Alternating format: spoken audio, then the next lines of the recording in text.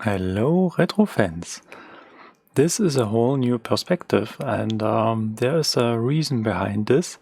It's not that I'm going to record all of my new videos in this way, but it is a special episode, and the reason for this is that I have reached 1000 subscribers at YouTube and 700 followers on Twitter.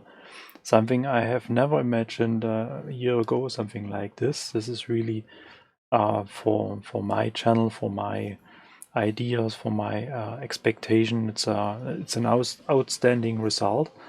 And as already mentioned in one of my previous episodes, I had in mind that I'm going to produce a couple of episodes not just covering retro stuff, but covering how I work, how my desk is organized, how I record my videos, why I'm recording my videos in the way I'm doing that, and to provide some, let's say, in-depth information or in-depth side about how everything is connected to my system and what I had in mind when I was kind of creating this whole setup. And as a main thing, I would like to start with the introduction to my desk so that you got some kind of a picture how I'm kind of, well, like located here in my corner. And I think this is basically what we're going to do right now.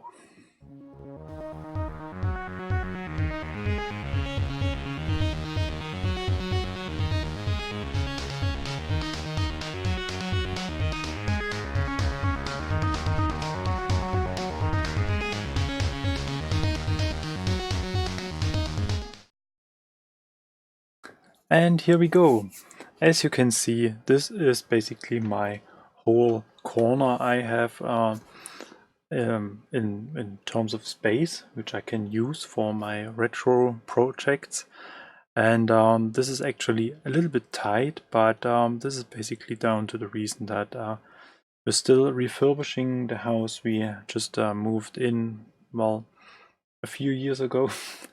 It's an old house, there's a lot of stuff to do, and as you can see, we started with this area already, but moved in just to have a place to live, and we are working in the other parts of the house as well, and hopefully soon we will make a move to the new rooms, and then we will start to work on these rooms as well. Anyway, this is just some background information. But basically, what I'm going to show you today is basically my desk. So this is my work area, which I have, well, available.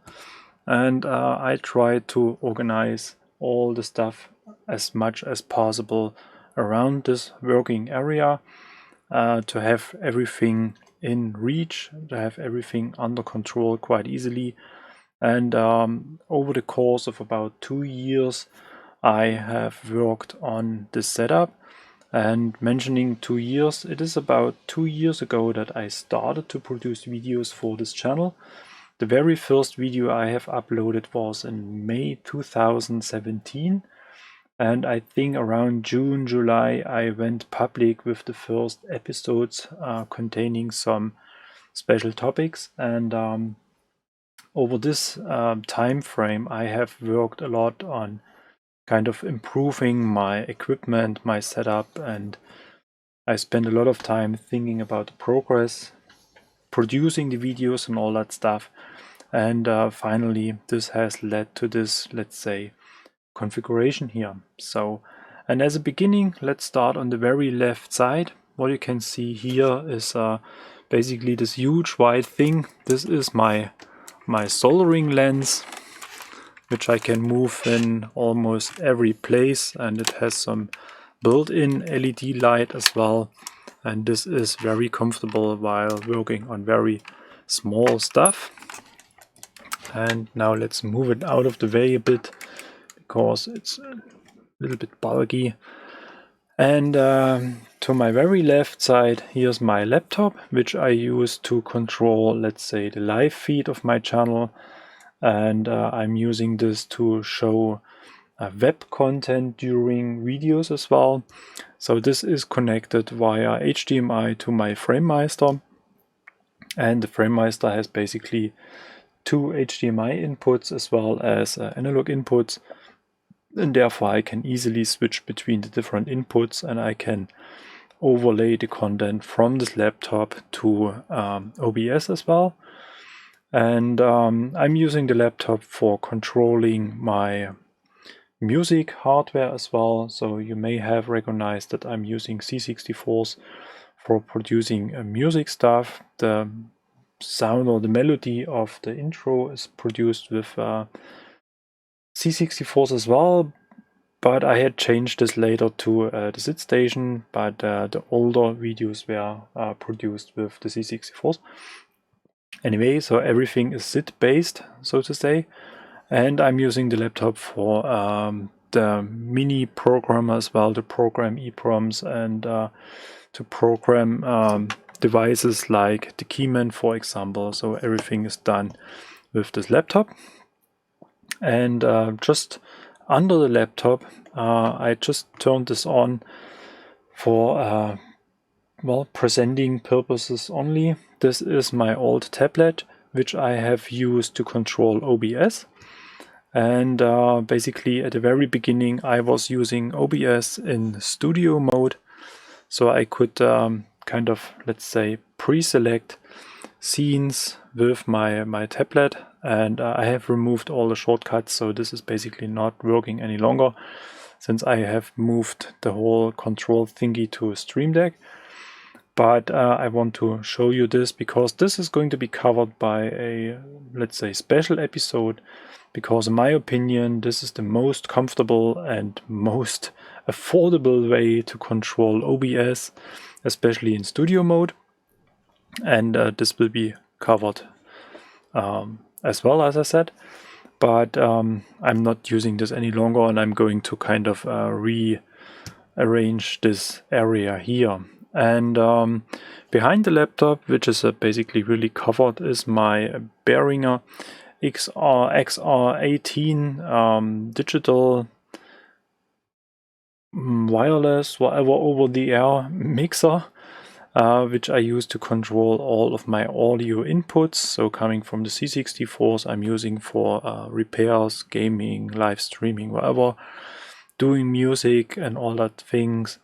And I'm even feeding back audio signals from my main system into this mixer, and I can control this quite easily with an application which is whether on my Windows systems or on a tablet or wherever I going to need this. And therefore it's very easy to operate this mixer, and it's quite compact and small, so it's not going to locate so much space like a standard fader mixer, for example. And this is basically my core unit for all the audio signals I'm using here. And I have a small USB hub where I connect all those different devices to. And for the summertime, I even have a small fan, so I can have a small breeze here in my corner, because over the course of the last weeks it became pretty warm here in my room, and therefore it's indeed very comfortable. Moving more to the middle section of my desk, this is basically my work area. Here I have an electronic working mat, which is grounded so that I can work on sensitive electronics as well without risking any static problems or something like this. And this is basically the space I have available to work on things. So the biggest thing I can handle is basically something like a Commodore C128 or perhaps an Atari 1040, for example, but nothing bigger than this fits to this desk. This is really a major issue. And this is basically my well, let's call it gaming monitor. I'm not that much into gaming anymore, but this is some kind as what I have left over. And this is mounted to the wall so that I have the space available under the monitor. There's no tripod or no mount, something that is blocking space on my desk. So I had a chance to fit this oscilloscope under my monitor as well. And it's a dual channel 12-bit digital oscilloscope with an external trigger input as well, which is very important for working on microelectronics like C64s, for example, because quite often you are required to have an external sync signal, which makes working on the data bus, for example, and things like this very comfortable. And as you can see, this is connected to the output of OBS, and I got different configurations. So basically, if I'm in a standard oscilloscope mode, I have my probes attached here, but I can feed in the audio signal here as well. And this works in a way that I use the sum signal from my XR18 mixer, feed this into my USB interface. This is going to route through the OBS, and OBS outputs and monitor signal, and this signal is fed back into the oscilloscope. Sounds a bit complicated, but basically is quite simple, and therefore I'm able to use any audio source, for example, and can visualize this on my oscilloscope. And this oscilloscope is equipped with an VGA output, and I'm using a VGA to HDMI adapter to get this signal converted and feed into my recording PC, and therefore I'm able to show the real-time oscilloscope view in my OBS videos as well. That's a very comfortable thing. And yeah, as mentioned already, I got an additional USB sound interface here in the corner, which I use to feed in audio signals to my recording PC.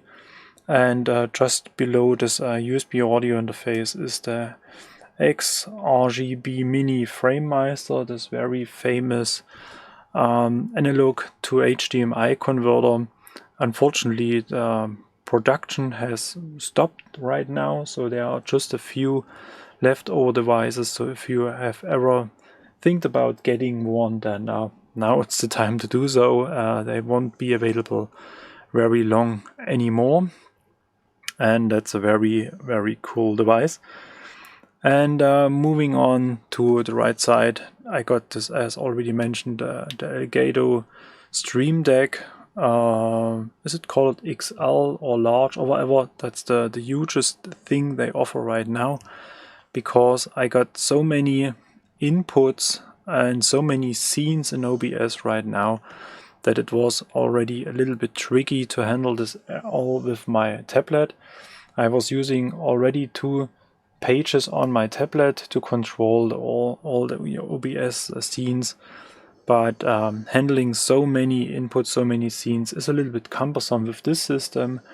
But as I said, this is indeed the most affordable way to work. But I went to the Stream Deck because it has a couple of benefits, but it has some flaws as well. So actually it's not working in studio mode any longer. So if I'm going to change scenes with the Elgato Stream Deck, then it changes the scene immediately. I have no chance to have a preview and then do the transition. It is moving to the next scene right now, or well, on the press of a button. So I started to get used to this, let's say, live view, and this is the reason why I end up selecting wrong scenes every now and then. So I'm still trying to improve this. Here in the corner you can see is my 3D printer. It's a Velleman Vertex K8400. It's a dual head 3D printer, and this is basically shipped as an assembly kit. And as you may know, I'm very interested in assemble things, and therefore it was kind of a logical reason to go for this printer. And if you're really interested in to understand how a 3D printer works, if you're interested in to work with the printer, to fine-tune and to improve the printer, then this is basically a very interesting device. But if you compare, let's say, print quality for money spent, then I probably wouldn't recommend this printer that much. It has a very good quality if you spend the time, if you fine-tune some parts. But if you're just interested in to print 3D parts, then you end up perhaps spending more time with the printer than printing parts, and therefore there are better, let's say, 3D printers on the market. Anyway, so, and then in front of me is my microphone. I have moved this to a more, let's say, awkward position. So basically right now it is covering most of the screen here right now. But since I'm trying to talk to the camera every now and then, I moved it a little bit more to the middle of the desk so that I can capture my voice more easily. And I will move this back a little bit to the left a little bit later. So going to the top of my desk, you may have recognized that I got two sets of speakers. So I'm using the old Adam A5 boxes in conjunction with a subwoofer under my desk for listening to music, to produce music and doing all the sound mastering and mixing. And those speakers are attached directly to the Behringer XR18. And then I got two small audio desk, I think, or the audio engine speakers. It's the older model without the USB connectors. They are attached to my audio interface, and these are basically my monitors for everything that comes from my capture PC, for example.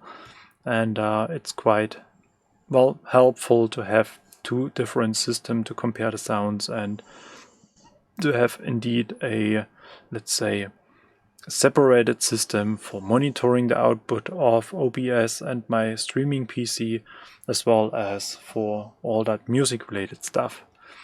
So, and the most interesting or the most important part is basically here on the top of my monitor. As you can see, I have installed two lights on the left and on the right, and these are so-called video lights. And the interesting thing here is that I'm able to control the white balance of the light. And this is really important since I'm using multiple light sources. I got a huge LED panel just on top. You can see it on my hand. There's some light from the top of my room.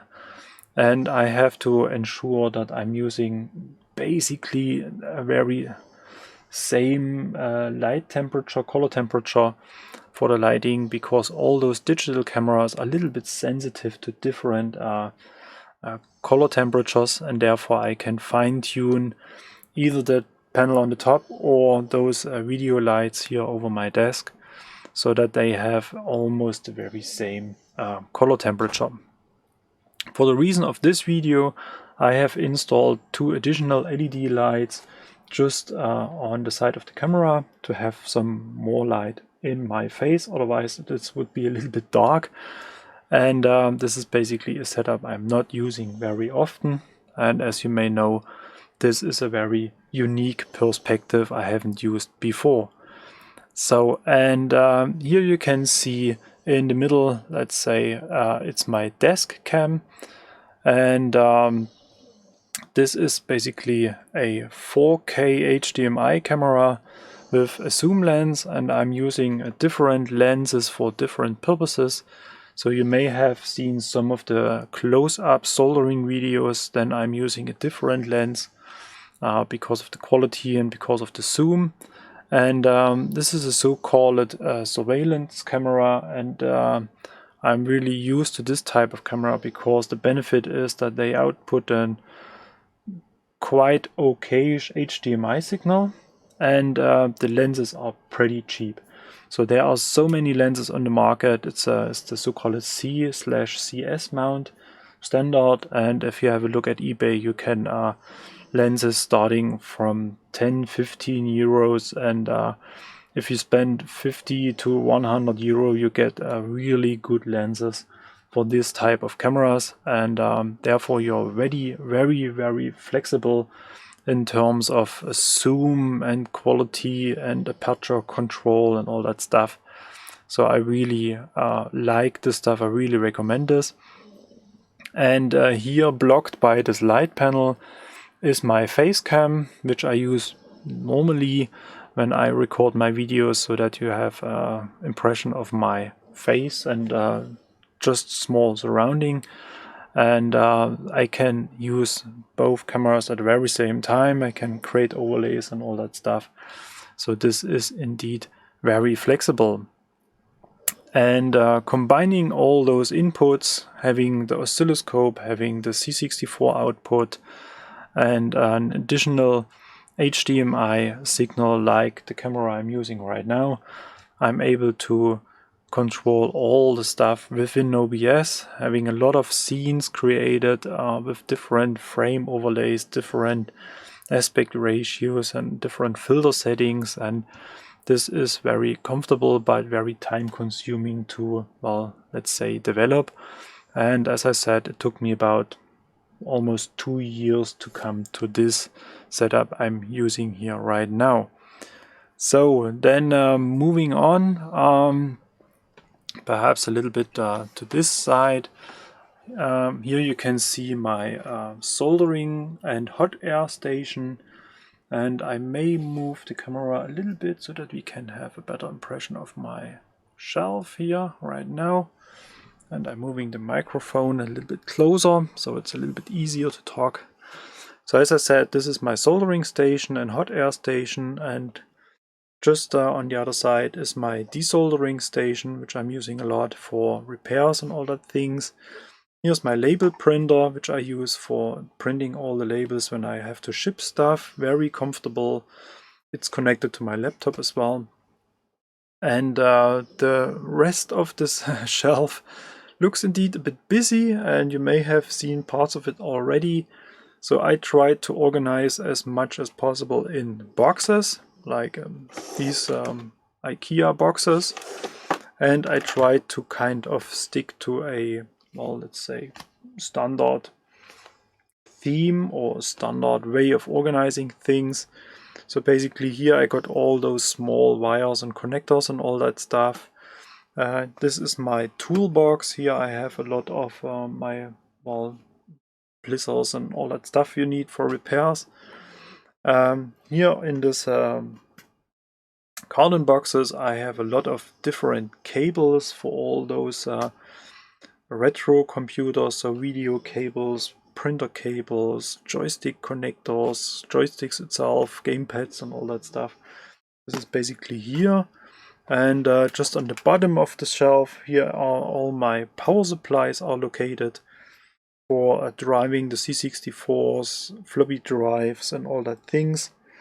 And moving further to the top, this is basically my kind of work in progress space where I have some stuff I'm using more or less frequently, like the Turbo Chameleon or the 1541 Ultimate 2 Plus, and all that stuff is located here. Some assembly kits I have in progress right now, and then a couple of boxes with small electronic parts and all that things. And moving even further, I got some boxes with ICs, for example here, some bulkier spare parts, my hardset for you is here, as well as a C64 board and a couple of Pi 1541 devices, and more boxes with assembly kits, with some mechanical stuff like mounts and all that things. And then we move on to the next story of this shelf. I got 2 boxes with cartridges. As you may have recognized, I'm a huge fan of cartridges, games and all that stuff. And actually I'm about to exceed the capacity of those 2 boxes. And then I got another box with C64 spare parts right here. And I got a box with small electronic parts from broken C64 boards, for example, which I have desoldered completely, and I keep some of the parts as replacement parts. And here is my monitor headphone thingy, and here are a line of boards, different C64 boards, 407, 425, 466, 469 boards. I got reloaded MK1, MK2 board here as well, and depending on what I'm working on, I'm just picking a board from here. And then I got two 64s here right now. It's a 466 as well as a 469 C64. These are my, let's say, workhorses I'm using for recording games, demos and all that stuff, or even just testing things like a Pi 5041, something like this. And here's my graphic tablet. You may have seen that in some of my videos I'm using some kind of a graphic overlay to, well, mark things in the video or something like this. This is basically done with this graphic tablet. And on the very top of my shelf, this is mostly related to my music projects.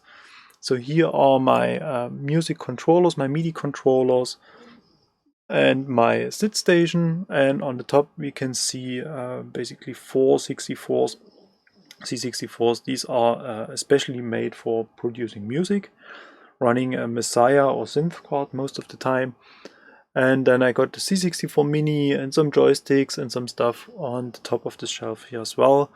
And here's my VR64, my 3D goggle for the C64, which I haven't used that much in the past, but I have some plans to do this, hopefully soon or later. And on the very bottom of my desk, I got one Amiga 600 keyboard, which is connected with the so-called Kera version 2. It's an C64 Amiga 500, 600, 1200 to USB converter, and therefore this keyboard acts as a standard USB keyboard on my Windows machine. And I found this a very comfortable way to work or to operate Windows, if we can say that Windows can be operated comfortably. Anyway, different topic, but well, and this was basically a broken keyboard which I have repaired, and I decided to use this as my standard input keyboard. And to have more space on my desk, I built this small drawer so I can easily move this away every time I'm not going to use this. And as mentioned already, here under my desk is my old Alienware Area 51 PC, which is, I guess, about 15 years old, something like this. Let's say 10 plus years old. But we have changed a lot of the internals already. So basically, I think there is perhaps the DVD drive is still original, but everything else has been replaced with newer parts. And I'm using HDMI capture cards, so I moved away from the USB versions and installed internal HDMI capture cards, and found this for my purpose the most stable setup, but I have to admit it's the most expensive setup as well. But this will be covered by different episodes, where I'm going to talk about a little bit about the details of HDMI capturing. And then I got an additional drawer here where I have a small Sony Vario laptop, and this is basically my printer server for the 3D printer. So every time I'm going to print something that it's not coming from an SD card, I use this laptop, and this has the benefit that I can control the printer remotely. I'm using this old S3 Mini as a camera, and then I can use my tablet, my smartphone, whatever I'm going to use, and check what the printer is doing when I'm not here. And in worst case, I can stop the print and kind of influence parameters for printing. And this is very cool thing. I'm considering moving to a Raspberry based printer server, but as you may have recognized, I'm quite behind the schedule with retro projects, so I'm basically not going to start any additional projects on top of this until I have finished some of my older work. Yes, and that's basically a brief walk through my working area, and I think this is kind of creating some impression how I'm organized and how I'm working.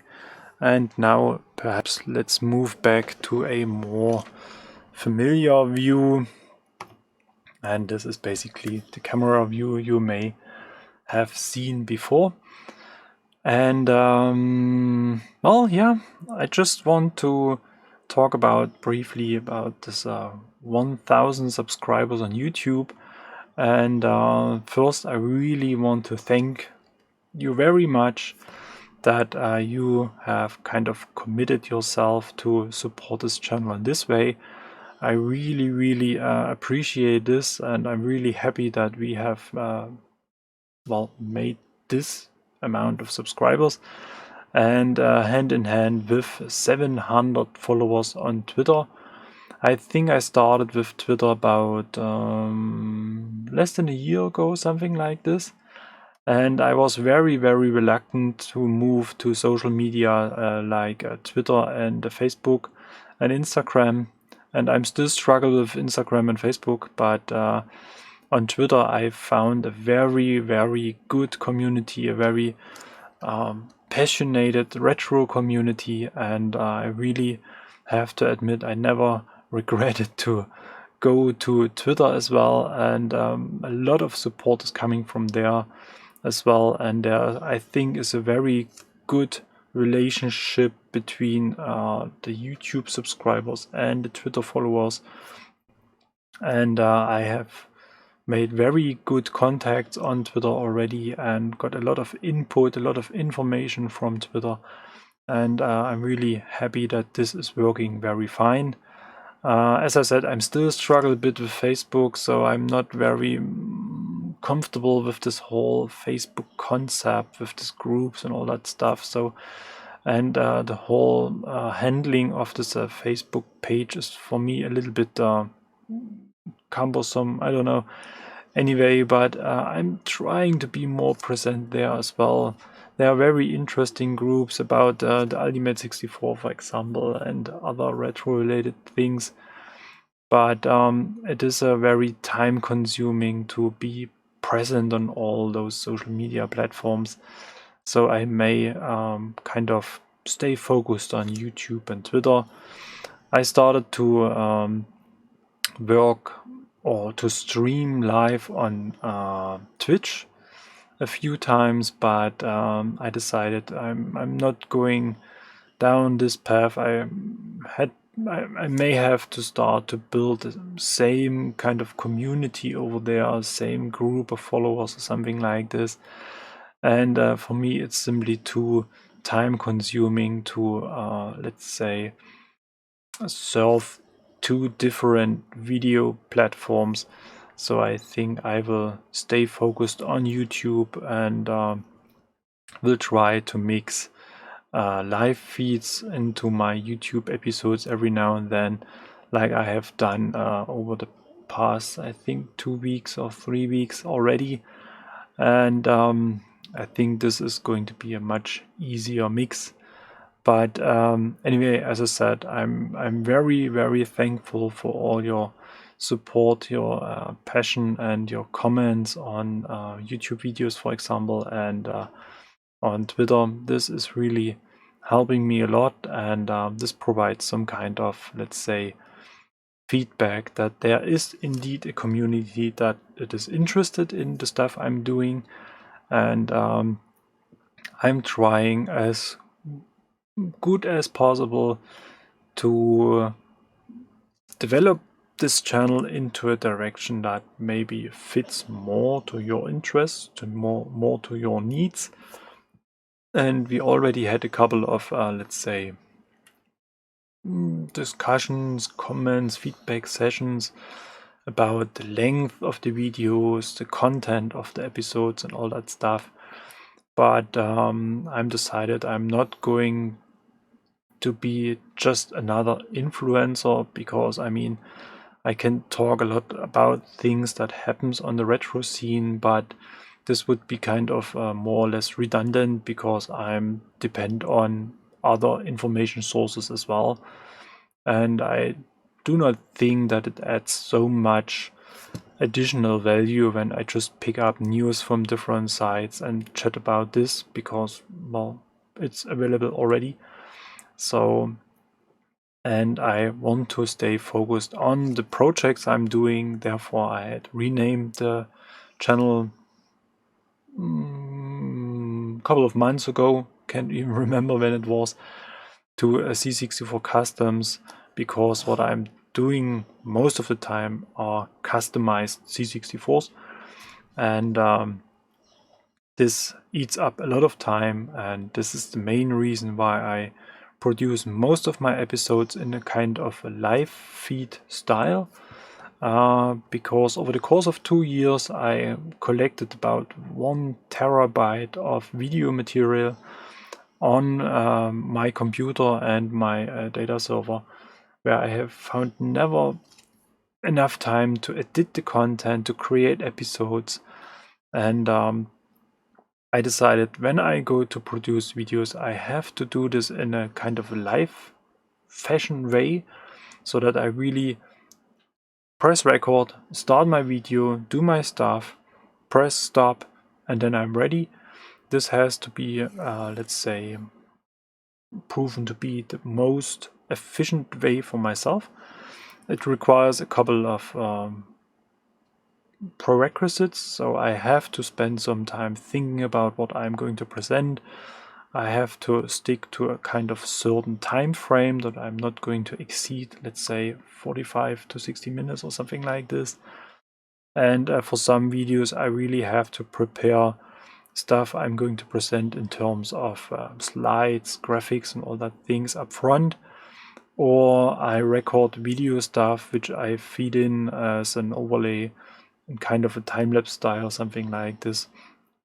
So the way to produce those type of videos requires much more preparation, but at the end I can do some of the preparation offline as well. So when I'm commute, for example, or when I ride my bike, whatever, I can think about stuff I want to present, I want to talk about, and therefore I can use, let's say, different chunks of time and work on content for the channel.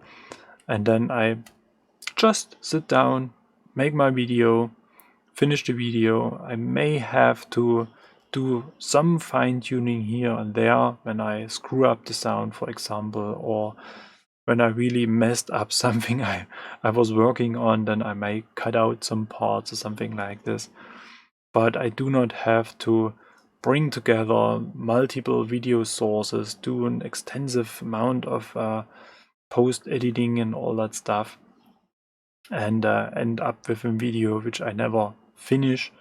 And I highly respect all those people out there who are working this way, and I admit that the quality is sometimes almost always a bit better than live videos, because you have the chance to do some editing and cut out things that aren't related or they are too long or something like this. But well, as I said, I never find the time to do this work on this video content, and therefore I, well, build up my setup in a way that I can do this live almost all of the time. So basically, and well, just as a small outlook for the next episodes, as I have mentioned already, when I'm going to hit this 1K subscriber goal on YouTube, I will produce a couple of episodes covering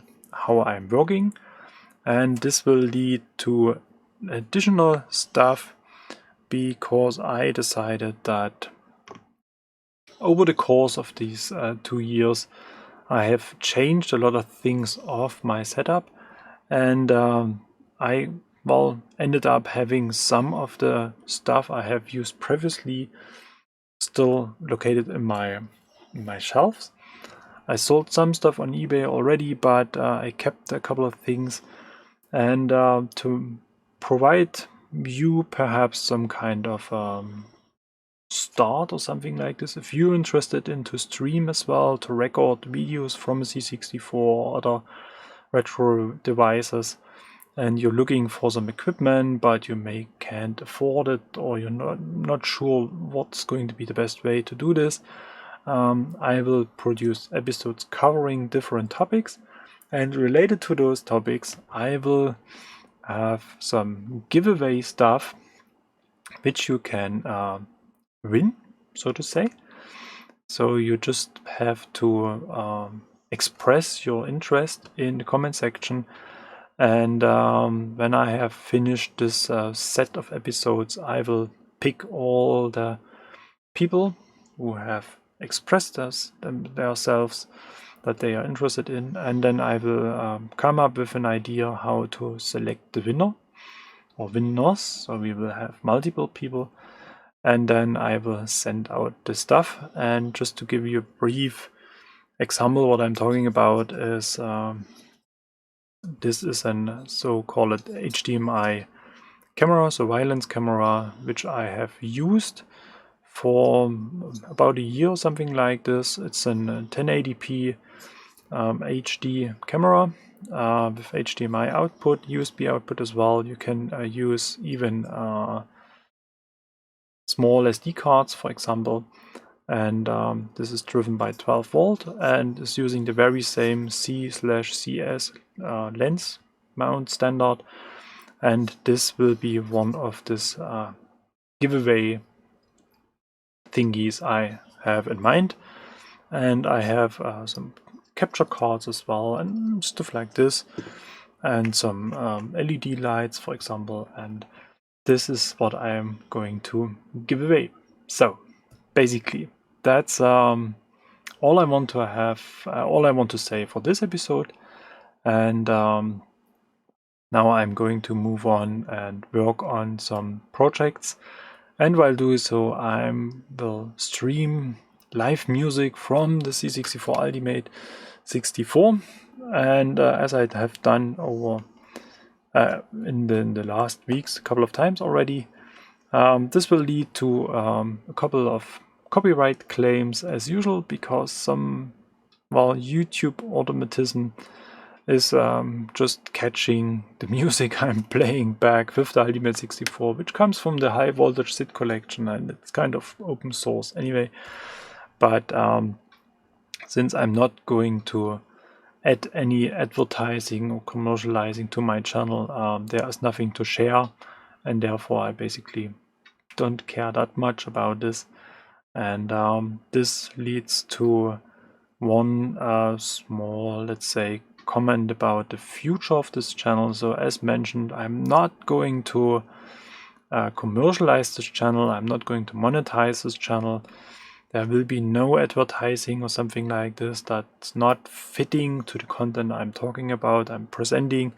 There will be no interruption in the episodes or something like this, because that's something I really dislike.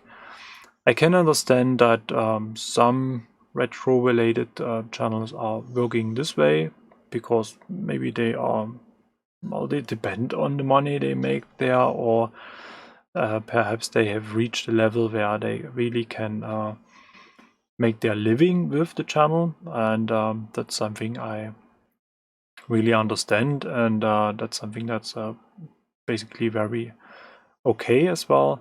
But as I said, I'm doing this just for the fun of it, and I don't want YouTube or anybody else that they interrupt the channel with a commercial that's basically not fitting to the content at all, and therefore everything will remain the same. I'm looking forward to the so-called super chat, which is now available for channels with 1K and more subscribers. So hopefully this will add some more, well, let's say, fun to the live sessions. We will see. And well, that's basically all that will change perhaps. But as I said, everything else will remain the same. And I hope you kind of share this idea. And if you want to, well, see some changes on the channel, if you want me to develop into a certain direction, feel free to use the comment section. I'm looking forward to your comments, and I'm more than willing to learn how we can improve this whole project even further. And yeah, that's basically now the end of the episode. It's already long enough, a lot of chatting, but I just want to share this whole thing with you. And yeah, that's all for today. So as usual, thank you very much for watching. Thank you very much for all your support, and thank you very much for your comments in advance. If you like so, and if you haven't done so already, feel free to subscribe, feel free to follow me on Twitter. And if you really want to do me a favor, then feel free to support me on Patreon or Ko-Fi, whatever you like the best. I really appreciate this, and I'm not going to use this money to buy fancy cars or something like this. It's probably not enough anyway, but most of this stuff will support other projects. What I'm doing on Patreon, for example, I support forgot the name, at least let's say the Pi 1541 project. I support the OBS project. I support Protovision, for example, and this is where I spend money on, which I get over those supporting platforms, so to say, or I buy retro-related stuff, which I present in the episode, something like this. So everything will have some benefits for, well, the retro scene, so to say. And basically that's all for today. Thank you very much for watching. See you for the next episode, and bye bye.